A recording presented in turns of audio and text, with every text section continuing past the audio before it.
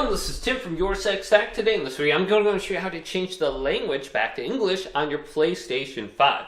So if this got switched over to a different language, just on the home screen here, let's go up to this settings right here and select it, indicated by the cog icon.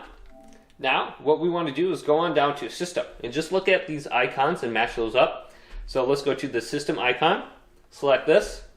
Then we want to go down to Language. So 1, 2, 3, 4. We have language right here, go to the right, and then we have console language, English, United States, and then switch to English back at the top here.